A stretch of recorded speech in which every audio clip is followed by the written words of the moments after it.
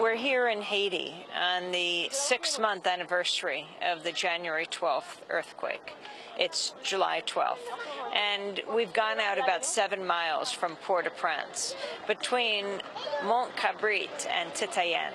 These are two famous dumping grounds, killing grounds, that through the Duvalier years, and then again during the first coup against President Aristide, 1991 to 1994, people's bodies would be dumped between the mountains and a ways down the road.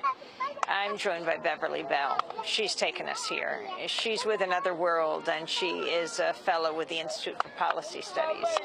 Beverly, tell us about where we are right now. We are in one of the hottest parts of this whole side of Haiti. I was here today at high noon, and the crushed white gravel that is underfoot in this camp is just blinding, and the heat is shocking. And this is where about 10,000 people have been relocated after they were sent away from another camp in Port-au-Prince. About 1 in 7 has been left homeless and displaced from the January 12th earthquake, and most of them have created temporary housing. Now, 6 months later, in the middle of earthquake season, the government's response, that is the Haitian government and the U.S. government, as well as the United Nations, has been to move people from one set of temporary housing, plastic tarps that are damaged in the wind and the rains, to another set of temporary housing. And there is absolutely no plan anywhere in the country for permanent housing for the 1.9 million people who are left victims. Can you talk about where the camps are? We just passed, well, the palace that's crumbling. They haven't brought it down in 6 months. The earthquake started the process. But there are thousands of people in the plaza outside the palace.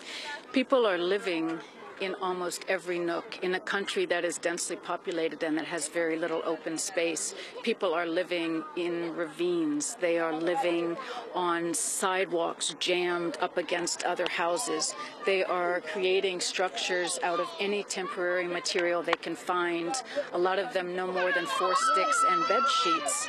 And they have set themselves up in impromptu camps as well, such as the one that you mentioned down in the national park. They're called Champs. They are all over the country looking for any lodging they can find, including out in the countryside. Many have gone to the countryside and have been taken in through the kindness of strangers, small farmers. But this is the solution. These people now are 2 hours away from the center of town, where schools are, where healthcare is, where jobs are, where their family and communities are. It costs about a quarter for them to go round trip, and takes 4 hours round trip. No one is providing transportation. A quarter for these folks is huge, and no one has informed them of any plan of permanent relocation. President Quake has said that a Korean assembly shop is going to come in here as part of the U.S. and UN plan to expand the sweatshop industry. But this is all that people have been told about their future. If you ask them where they're going or what their future will be, they will make the Haitian sign of resignation with their hands and say, we have no idea, no one's told us anything. What about the free enterprise zones? 4 new free enterprise zones have been created since the earthquake. Both Bill Clinton, who is the special envoy to Haiti from the UN, and Hillary Clinton, of course in her role as Secretary of State, have said that the assembly industry is the linchpin of the reconstruction plan. And yet the sweatshop workers earn $3.09 a day, which is not a livable wage, work in often terrible conditions, and are forced to live in terrible conditions as well. Many of the people who died in the earthquake were sweatshop workers who could not afford better housing than temporary makeshift structures that were on top of each other, that were on the sides of hills, that were completely unstable, which is why up to 300,000 people died during this earthquake. So to base a reconstruction plan on the expansion of an economic sector that already has failed the people, and which is based on transient capital that can and will pick up at any given moment to move to where jobs are cheaper, is not a good solution for Haiti. How many enterprise zones are there? Right now there is one large one in Port-au-Prince, and there is another smaller one out by the Dominican border, but there has been an effort to expand them, including, as I mentioned, putting individual sweatshops in different refugee camps. The huge refugee camp in front of the palace that just grew by thousands after the earthquake. What are the plans for it? I have many friends who live there, and they will tell me whatever they have heard that day. But they say, you know, we don't have so much as a radio, so we don't really know. No one is communicating with them. They've been told on numerous occasions that they were going to be thrown out and moved to one location or the next.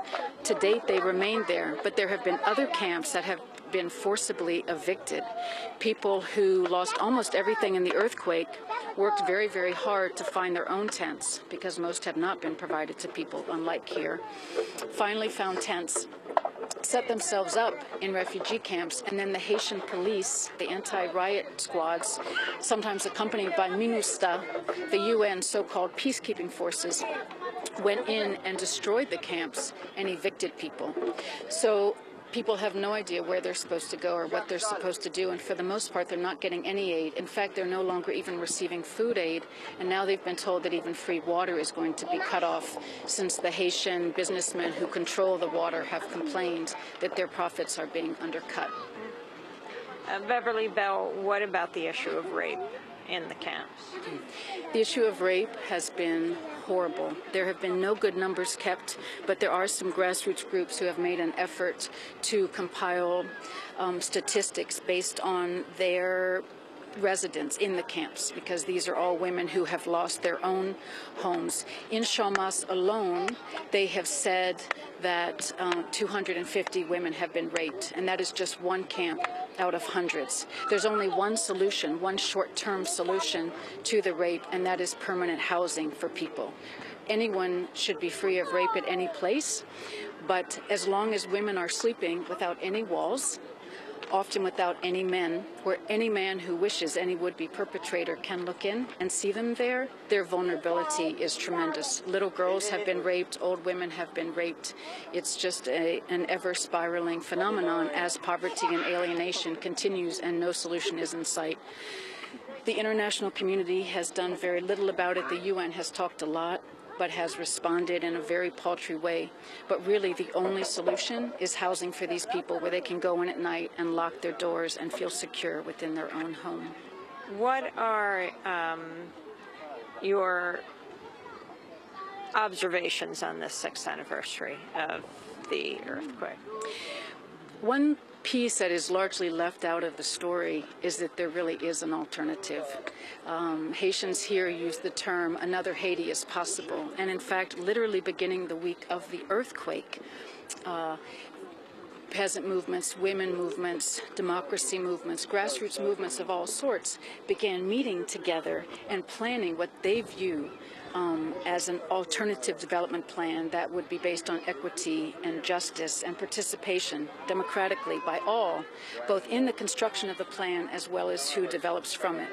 Right now, they have been completely excluded from the process, but they are asking both for power to have a say in their own future, as well as the space to build a future country that is not based on being a source of cheap labor for U.S. goods that are purchased, at low cost from abroad, but to have an economy that is based on the revalorization of peasant agriculture. Remember that 60 to 80% of Haitians are still farmers. Unlike any other country in the Americas, Haiti still has a majority population that wants to grow. They are asking that social needs be met for all. They are asking for rights and security for women and children. They are asking for their voices to be a critical part of any process. And if they're given the power to allow this to come forth, there is a whole nation of people waiting to reconstruct a country that looks nothing like the country that was destroyed, because the country that was destroyed largely on January 12th served very few, and only a very few have an interest in seeing that come back.